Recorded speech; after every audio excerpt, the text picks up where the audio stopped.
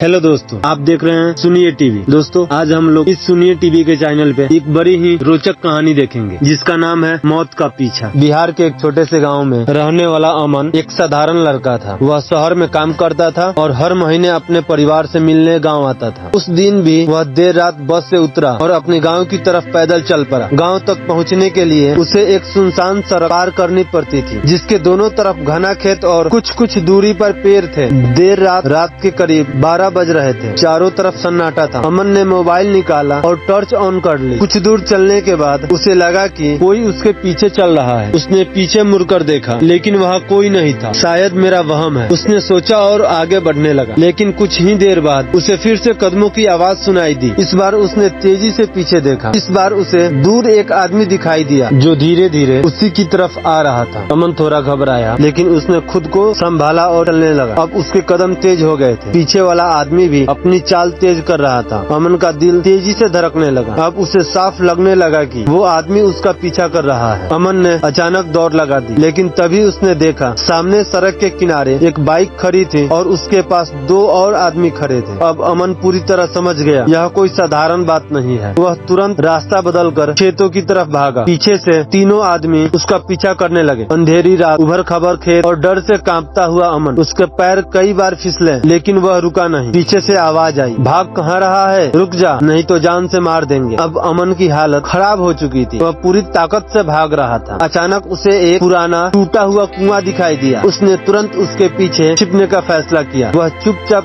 कुएं के पीछे बैठ गया और सांस रोक ली। तीनों आदमी वहाँ तक पहुँच गए। उनमें से एक बोला, यहीं कहीं गया है, दूर नहीं जा सकता। दूसरा बोला, आज नहीं बचना चाहिए, बहुत सामान होगा इसके पास। अमन को समझ आ गया ये लुटेरे हैं। उसने धीरे से अपनी जेब से मोबाइल निकाला और साइलेंट मोड में और पुलिस को कॉल करने की कोशिश की लेकिन नेटवर्क बहुत कमजोर था। कॉल लगा नहीं। उधर तीनों आदमी टॉर्च लेकर इधर उधर खोज रहे थे। कई बार अमन के बहुत पास से गुजरे। उसकी सांसें इतनी तेज थी कि उसे खुद डर लग रहा था कि वे कहीं सुन न ले। करीब 10 मिनट तक वे लोग उसे खोजते रहे। फिर उसमें से एक गुस्से में बोला, चलो भाग गया लेकिन अगली बार नहीं बचेगा। धीरे धीरे तीनों वहाँ से चले गए। अमन कुछ देर तक वहीं छुपा रहा। जब उसे पूरी तरह यकीन हो गया कि वे जा चुके हैं तब वह धीरे धीरे बाहर निकला। उसके हाथ पैर कांप रहे थे। वह किसी तरह भागते हुए गांव पहुंचा। घर पहुंचते ही उसने पूरी घटना अपने परिवार को बताई। अगले दिन गांव वालों ने मिलकर पुलिस में शिकायत दर्ज कराई। कुछ दिनों बाद पुलिस ने उसी इलाके से एक गिरोह को पकड़ लिया जो रात में लोगों को लूटने का काम करता था। दोस्तों, मेरी कहानी कैसी लगी कमेंट कर जरूर बताइएगा। ऐसे ही और कहानी सुनने के लिए फेसबुक पेज से फॉलो कर लीजिएगा, यूट्यूब पे सब्सक्राइब कर लीजिएगा। अंत तक बने रहने के लिए आपका बहुत बहुत धन्यवाद।